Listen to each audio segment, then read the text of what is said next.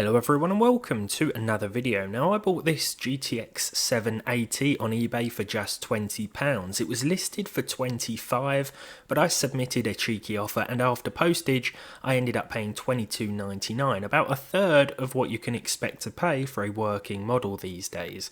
Although listed as an EVGA card, the part number pointed to it being a Galaxy model with the stickers peeled off. This is fine and besides the point really, because the card wasn't working correctly anyway, though as a side note I don't think we get many Galaxy cards in the UK, so that's pretty cool. This one was being sold as spares because of on-screen artifacts. I knew this when buying, but there's always part of me that just can't resist a cheap GPU regardless of the condition, and there's always a voice in my head saying go on, buy it, it'll still work. To some degree it did. And just like the seller stated, there were artifacts on screen before installing the drivers. You might be able to pick up little red dots all over the place. Installing the latest NVIDIA driver, which for the 780 is 473.81, resulted in a loss of signal, though the screen turned dark blue instead of black and the HDMI connection was still recognised. The card was still detected by the PC and the monitor, at least to some minute degree. When I took it outside to shoot the usual footage, I didn't really know what I was going to talk about. Oh, here's this broken 780 that doesn't work, thanks for watching. But as I sat down to finish what was yesterday's video, I slotted the card back into the PCI Express slot in my i5-12400F system and turned it back on. Windows took absolutely ages to load this time around, which is clearly a side effect of this thing's continuously worsening condition. Once I was in, I was greeted by the same dark blue screen, so I just left the PC on for a while and went out for a walk with the dog. When I came back half an hour later, the screen was on like this and there were no artifacts or anything to speak of.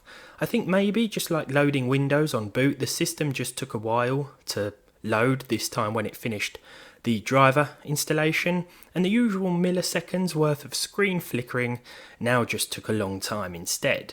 Again, it's probably something to do with the dying nature of this old beast. Now, game ready driver support ended a little while back for the 700 series cards, and it's a bit of a shame, but not really a surprise considering that they don't fully support DX12 or even DX11.1.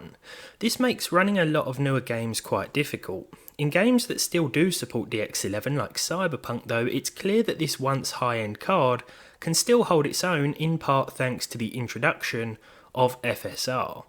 The results here were really quite impressive, though not as impressive or indeed surprising as a graphics card going from artifacting all over the place to just working out of nowhere. Clock speeds and temperatures look normal, and I'm not exactly very knowledgeable on which parts of the PCB would cause issues like this if they became faulty, but sometimes there just isn't an answer. Computers and components are equally as fascinating as they are frustrating, and sometimes, at least in my experience, things just happen that leave you scratching your head, and the whole day has been like that, to be honest.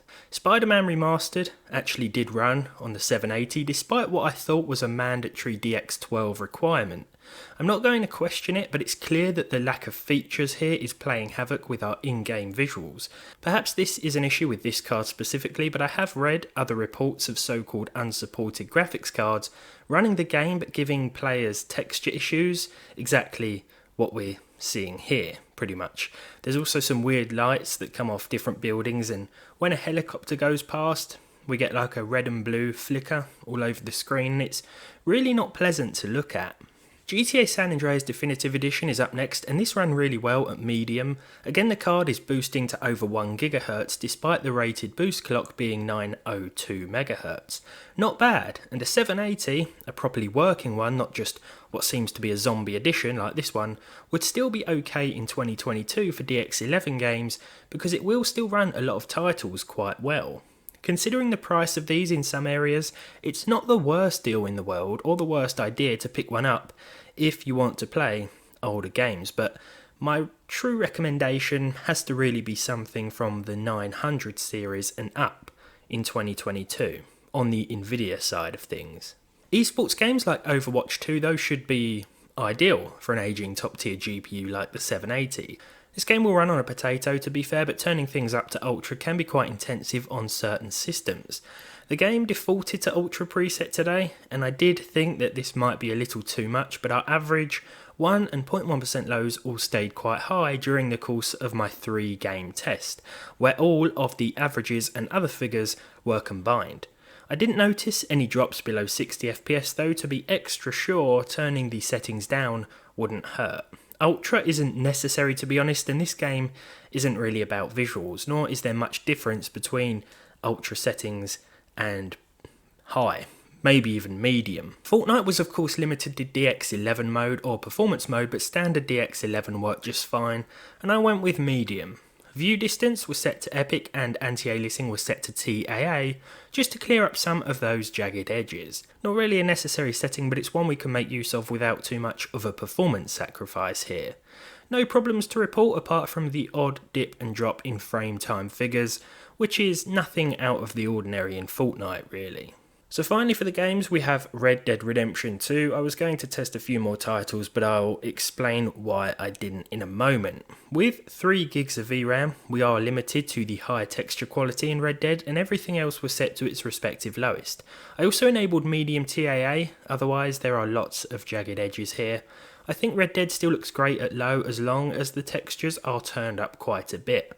This game now supports FSR as well, but this caused all sorts of problems, including flickering and missing textures that were replaced with white blobs everywhere, which isn't really ideal, especially when you get into a gunfight with half of the town, so I turned that setting off. Now after testing all of today's games, I took my dog out for a walk again before coming back to find that the screen had turned a dark blue colour, just like it did when I first put this thing in my system. The drivers had also uninstalled themselves, which is odd. Maybe not necessarily uninstalled, but I think the system had restarted and the drivers had crashed, or the drivers had crashed and then the system restarted. This card seems to do what it wants, like it's possessed or something. I don't know what else to say. This broken GTX 780 fixed itself, played a few games, then died. And that right there sounds like the perfect title to this video. Usually, I have to make more of an effort to fix a graphics card, and if I manage to do that, it lasts a lot longer than one afternoon, but maybe at some point soon, we'll get the heat gun out and try to revive it once again. There's probably not much point to it because all the games I've shown you today are probably some of the most demanding ones that can actually run on this card, and older games will do just fine, but anything DX12 isn't going to work, unfortunately. That said, if you enjoyed this video, leave a like on it down below, leave a dislike if you didn't, subscribe to the channel if you haven't done so already, and hopefully I'll see all of you in the next one.